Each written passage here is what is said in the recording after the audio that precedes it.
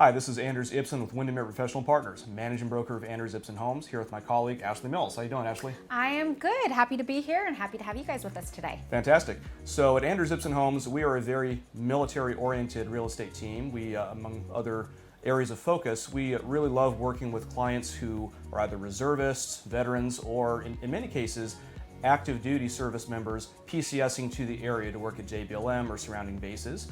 And my colleague Ashley herself is a military spouse with extensive professional and personal background in this area as well. Yeah, I have been married for 6 years to an Army Ranger, so very familiar with the chaos and all of the moving, and grew up in a military family myself. So a lot of military local knowledge at my disposal. So Ashley, when people are moving to the area, let's say you just get notice that you have to PCS here by a certain date, what would you say are some of the smartest initial steps that you should do as a service member, even if you're not necessarily ready to purchase something in the next few months? What are just some smart things that you should start doing? Yeah, absolutely. So the first step would be to talk with a lender. A lot of people get really excited when they find out they're moving to Washington because our BAH, which is Basic Housing Allowance, is pretty substantially higher than a lot of other states. Unfortunately, that is for a good reason. Washington's cost of living is also substantially higher than a lot of other states. So talking with a lender is incredibly helpful just to find out, one, if you qualify for purchasing a home in Washington state, and two, if you do qualify, what is your budget? How much can you purchase? So talking with a lender, even if there's no intention to buy, is helpful because they will not only tell you what that range is, but they'll also, if you're not quite ready to purchase, they'll give you ideas on how you can get yourself there, whether it's you need to save X amount of dollars or let's work on your credit by doing X, Y, and Z steps. So talking with a lender just to get a feel for what you need to do to prepare for this move is what I would recommend to do first. Should you buy a muscle car the same year that you're going to buy a house? Absolutely not. That's another thing that unfortunately we see a lot of is people get excited. They purchase lavish new cars. They go on shopping sprees. We want to make sure your bank statements are relatively steady. You are purchasing the necessities and that you have a healthy savings account. So please no large purchases, please no new loans, just nice and easy until we get to Washington. Now back to lenders, would you say that all mortgage brokers, mortgage lenders are created equal? Like, hey, I found this great deal with USAA. Or would you say that there's some differences in whether you talk to some online operation, a local mortgage broker, a credit union? What's your thought on that? Yes, almost every single time I will say talk with a local mortgage broker. Not to say that banks, credit unions, or online lenders are terrible. I'm sure there are absolutely fantastic ones in there. Some of them really are, though. Yes, some of them really are. And unfortunately, what we see is when you're working with a lot of these online lenders or banks or credit unions, they work banker hours. And when you're in the military, you are also working long, extensive hours, and when you need to get a hold of your lender, it will likely be at 6, 7 o'clock at night, or it'll be on a weekend when you have time off. So you need to find somebody who's available to take your call at that time, to respond to your email, to get you numbers on a weekend when you're realistically out touring. So a local and a private lender is going to be your best bet. And the thing is, our operation is the exact same too, because the fact remains that as someone in the military, you probably work crazy hours too.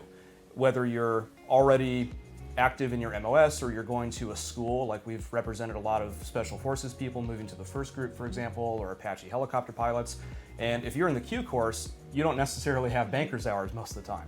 And so having that flexibility from not just your realtor, but also the professional who helps you get a loan or helps you with other related services is crucial. So I completely agree. Absolutely. And a lot of these local lenders have a little bit more leeway with things that they can offer you. So if you are a service member, don't hesitate to ask, what can you do for me? A lot of these lenders will offer you a closing credit because of your service. That goes for any first responder. So definitely don't hesitate to ask, and I would shop around. You don't just have to talk with one and say, wow, they sound great, let's go with you. Talk with a couple of them. See if there's one that fits your personality better, because it's a very intimate process. You're going to be working with them pretty extensively, so find someone you like. Now, a really common question that we often get is, hey, I'm just going to be stationed here for a few years. Why should I buy anything at all? Why not just rent if I'm just going to be in a different state in 3 or 5 years? That's a great point, Anders. So what I would say is owning in Washington is not for everybody. Just like I encouraged you not to buy that fancy muscle car, I would also encourage you not to be house poor either. However, historically speaking, owning real estate in Washington is never a bad idea.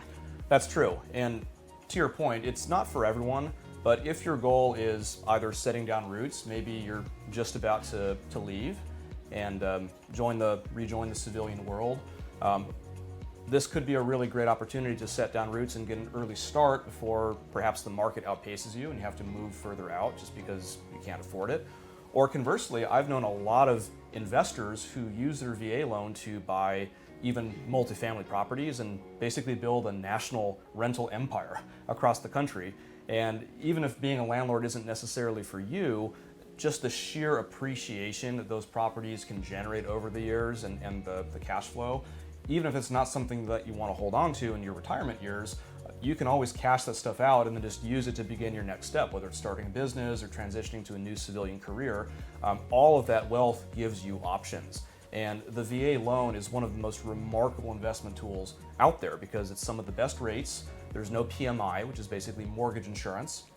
And a lot of people that I've known, that Ashley and I have worked with, they buy a property, whether it's a single family home or maybe a duplex, and it's in some ways like free housing because a lot of people then just have roommates that they further rent out the other bedrooms in the unit to.